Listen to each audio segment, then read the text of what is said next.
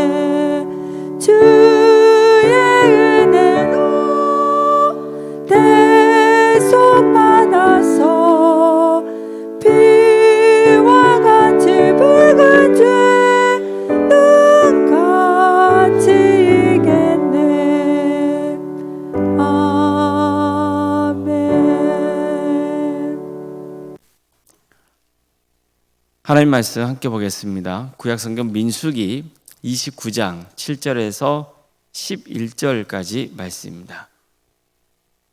민수기 29장 7절에서 11절 말씀입니다.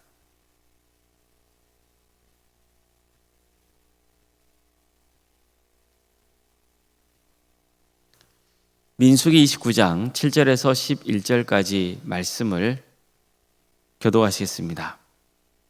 일곱째 달 열흘날에는 너희가 성회로 모일 것이요 너희의 심령을 괴롭게 하며 아무 일도 하지 말 것이니라. 너희는 수송아지 한 마리와 순양 한 마리와 일년된 순양 7마리를 다 흠 없는 것으로 여호와께 향기로운 번제를 드릴 것이며 그 소재로는 고운 가루에 기름을 섞어서 쓰되 수송아지 한 마리에는 10분의 3이요 순양 한 마리에는 10분의 2요 어린 양 7마리에는 어린 양 한 마리마다 10분의 1을 드릴 것이며 속죄제와 상번제와 그 소제와 그 전제 외에 순염소 한 마리를 속죄제로 드릴 것이니라. 아멘.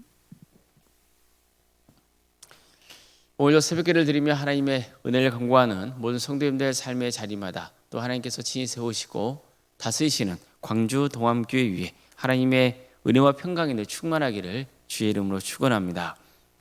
오늘 본문은 대속죄일에 관한 말씀입니다. 대속죄일에 대한 것은요, 레위기 16장에도 나옵니다. 즉 하나님께서 이미 40년 전 전에 이스라엘 백성들이 가나안 땅을 정복하기 전 1년 동안 시내 광야에서 신앙 훈련을 시킬 때 대속죄일에 대해서 가르쳐 주셨습니다.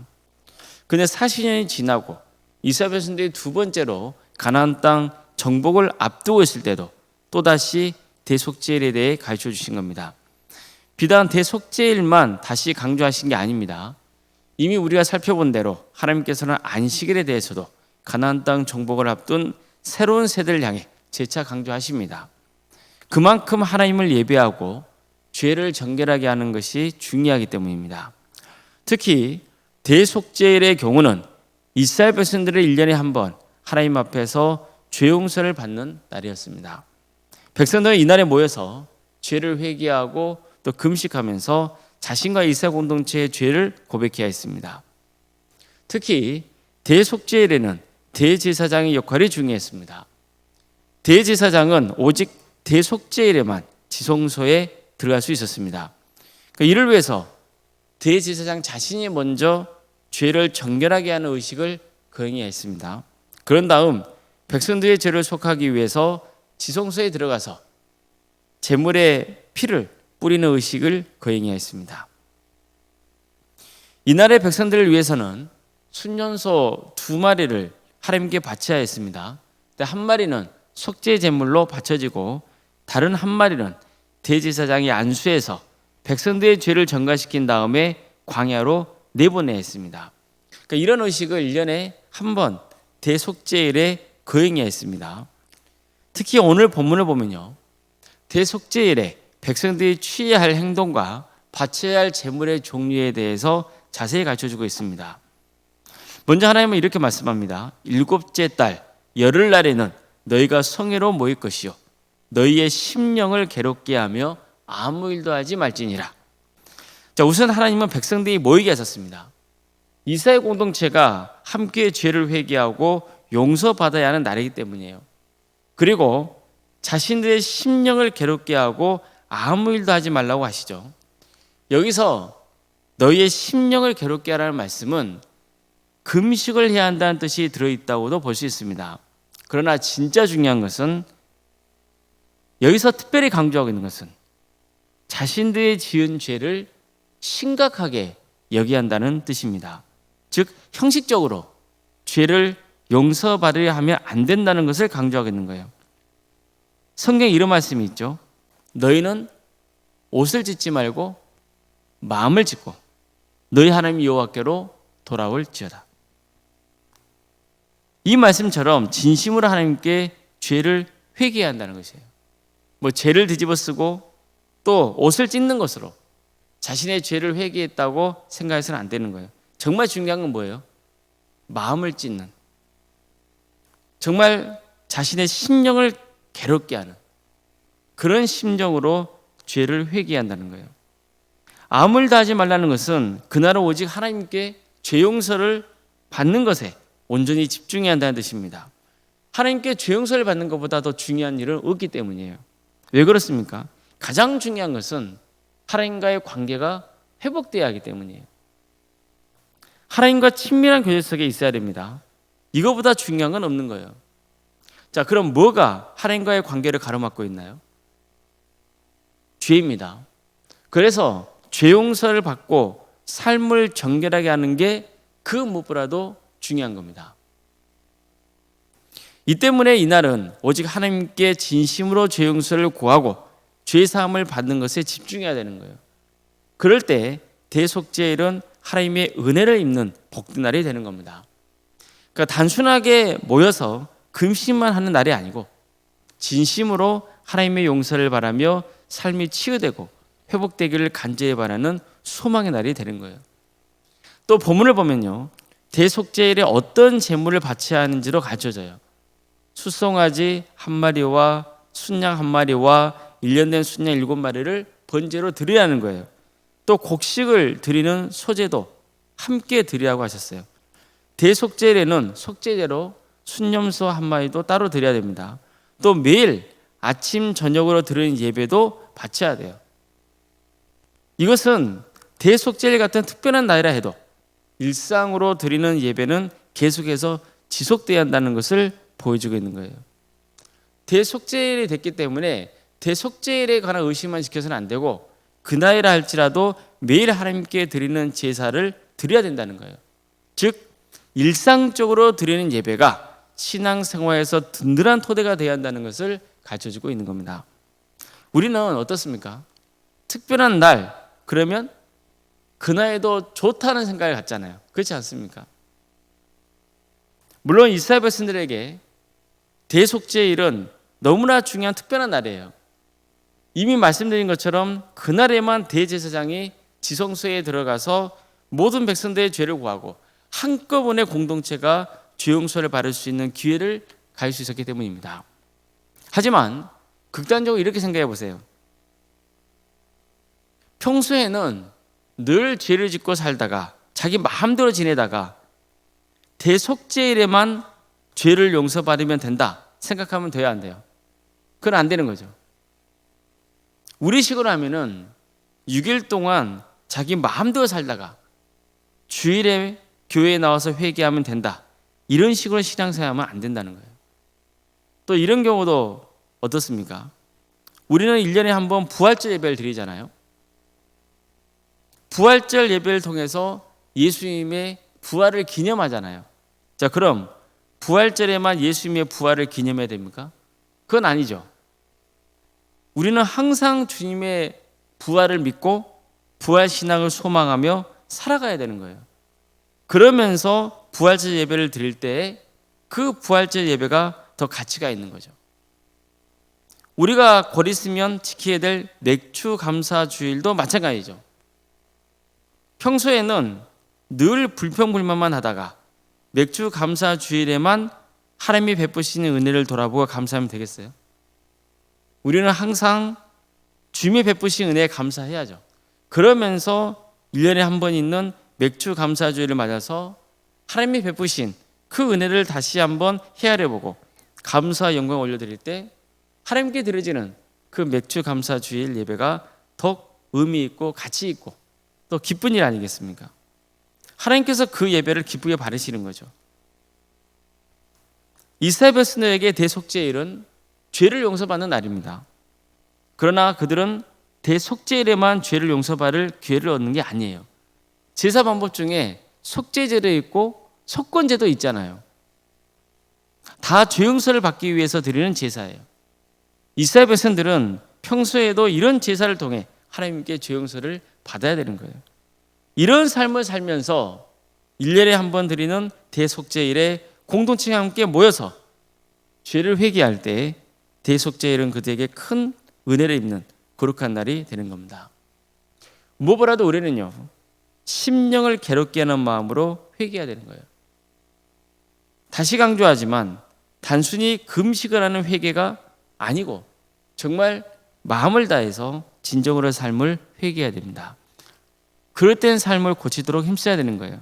자기를 지극히 낮추고 주임을 높여드리고 거룩한 주님의 자녀로 살아가야 되는 겁니다. 그래서 형식적인 신앙생활이 아니라 참된 회개가 있고 치유와 회복의 역사가 있기를 주님의 이름으로 축복합니다. 기도하시겠습니다.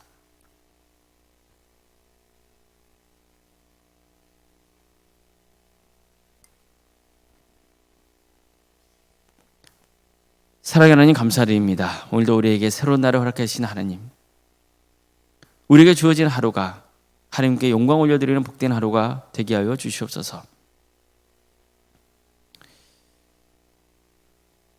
주님께서는 우리가 또 죄를 회개하고 그럴 때 용서받을 수 있는 기회를 주십니다. 이 또한 얼마나 큰 축복입니까? 그러나 의식적으로 그저 하나님께 죄 용서를 구하는 그런 신앙이 아니라 정말 마음을 다해서 또 주님을 예배하고 또 그런 가운데 자신의 삶을 돌아보고 진정으로 회개하고 그래서 주님께 죄 용서를 받는 그 자유를 누릴 수 있는 우리 모두가 되게 하여 주시옵소서. 늘 우리 자신을 돌아보게 하여 주시고 하나님을 예배하는 자리에 함께하게 하시며 그 예배가 형식적으로 참여하는 예배가 아니라 진정으로 감사와 영광을 올려드리는 예배, 죄를 용서받고자 정말 하나님께 진정으로 죄를 회개하는 예배, 그래서 용서와 또 새로운 삶의 소망을 가지고 주께 영광과 감사를 올려드리는 복된 예배자의 삶의 길을 가게 하여 주시옵소서. 우리는 부족하오니, 우리는 연약하오니 주님 우리를 붙들어 주시고 구원의 길로 인도하여 주시옵소서. 우리 광주 동암교회를 세워주시고 지금까지 지켜주신 애 감사를 드립니다. 하나님의 역사로 신앙의 명가를 세워가고 예수님의 말씀으로 인재를 양성하고 성령의 능력으로 선한 영향을 끼치는 거룩한 교회가 되게 하여 주시옵소서. 주님, 우리 교회에 부족한 점이 있다면 깨닫게 하여 주시고 그래서 우리 공동체가 주님 앞에 회개하고 거룩하고 흠없는 복된 주님의 제물로서 이 교회가 친히 세워지는 역사가 있게 하여 주시옵소서. 그래서 하나님께 귀하게 쓰임받는 교회, 정말 하나님께 기쁨을 드리는 복된 교회가 되게 하여 주시옵소서.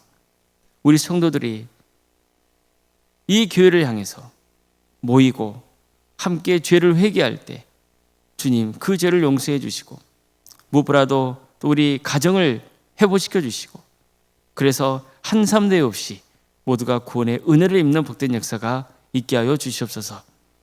유체인 질병 가운데 어려움에 처해 있는 성도들이 있습니다. 주님께서 그들을 긍휼해 주시옵소서. 치유와 회복의 역사를 허락하여 주시옵소서. 경제적으로 어려움에 처해 있는 성도들이 있습니까? 또 직장의 문제로, 또 사업의 문제로, 자녀들의 문제로 기도 중에 있는 성도들이 있다면 그 기도를 들어주시고 주님 새로운 길을 열어주시고 또 회복되는 역사가 있게 하여 주시옵소서. 객지에 나가는 성도들이 있습니다. 학업으로, 직장으로, 군복무로 여러분 가운데 해외에 나가는 성도들 어느 자리에 있건 주의 영광을 위해서 살아갈 수 있도록 인도하여 주시고 그들의 안전을 지켜주시며 예배자의 삶의 길을 가게 하여 주시옵소서. 몸이 불편하고 어쩔 수 없는 상황 속에서 교회에 나오지 못하고 집에서 주님을 예배하는 성도들도 있습니다. 그곳에 주님께서 친히 임재하여 주셔서 위로하여 주시고 기도를 들어주시고 응답하여 주시옵소서. 자녀 잉태를 바라는 가정이 있습니다. 또 출산을 앞둔 가정도 있습니다. 생육과 번성의 축복이 함께하는 가정 되게 해주시고 또 출산 은혜 중에 잘 마칠 수 있도록 인도하여 주시옵소서. 우리에게 주어진 자녀손들 그들에게 은사와 달란트를 주셔서 하나님께 영광 돌리는 삶의 길을 가게 하여 주시고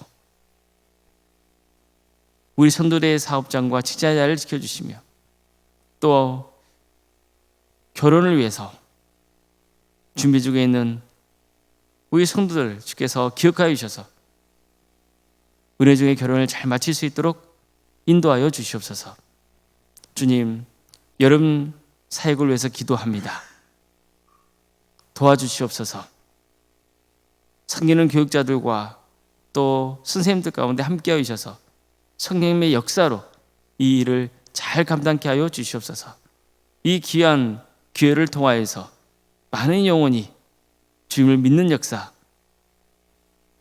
있게 하여 주시고 우리 동암의 모든 성도들이 또 이 귀한 자리를 통하여서 전도하는 마음을 품게 하여 주시고 그래서 하나님의 천국잔치가 되는 귀한 역사가 있게 하여 주시옵소서. 캄보디아 단기 선교팀을 구성토로 인도하심도 감사드립니다. 주님, 이 선교팀을 통하여서 캄보디아 땅에 복음이 증거되는 역사가 있도록 도와주시고 안전을 지켜주시며 또 주어진 사역을 통하여서 선교팀 그리고 우리 동암의 모든 성도들이 선교하는 비전을 품는 역사가 있게 하여 주시옵소서. 우리에게 여러 소그룹이 있습니다. 섬기는 성도들이 있사오니 주님께서 도와주시고 함께하여 주셔서 하나님의 권능으로 섬기게 하여 주시고 우리 동암교회가 서로 사랑으로 하나 되게 하여 주시고 복음으로 세워지는 거룩한 교회가 되게 하여 주시옵소서. 많은 영혼들이 이 교회를 통하여서 구원의 은혜를 누리는 역사가 있게 하여 주시옵소서. 원로생과 사모님 성령 충만케 하여 주시고 평안의 축복을 보여주시고 신앙의 명가를 세워지는 역사가 있도록 도와주시옵소서. 치유와 회복의 역사를 허락하여 주시옵소서. 이 나라를 주여 국리 여겨 주시옵소서. 하나님의 공의와 정의가 바로 세워지는 복된 나라 되게 하여 주시옵소서. 특별히 이 땅에 세워진 교회들이 교회의 다음을 회복할 수 있도록 인도하여 주시고 빛과 소금의 사명을 잘 감당하는 거룩한 공동체, 성령 충만한 교회들이 되게 하여 주시옵소서. 하나님 나라를 선신하고 있는 많은 사역자들이 있습니다. 목회자들 또 선교사들, 그들의 사역의 자를 지켜주시고 주님, 그들의 헌신을 통하여서 많은 영혼들이 구원받는 역사가 있게 하여 주시옵소서. 사랑의 주님, 전 세계적으로 전쟁으로 또 자연재해로 여러 어려운 문제를 때문에 고통받고 있는 이웃들이 너무나 많습니다. 주님, 도와주시옵소서. 악한 권세자들은 반드시 하나님의 때에 심판하여 주시고 고통당하는 우리 이웃들을 주님께서 긍휼해 주셔서 그들의 삶을 치유하여 주시옵소서. 평강의 은혜가 함께하는 역사가 있게 하여 주시옵소서. 모든 것을 주님께 의지하오며 살아계신 예수님 이름으로 기도드리옵나이다. 아멘. 하늘에 계신 우리 아버지, 아버지의 이름을 거룩하게 하시며 아버지의 나라가 오게 하시며 아버지의 뜻이 하늘에서와 같이 땅에서도 이루어지게 하소서.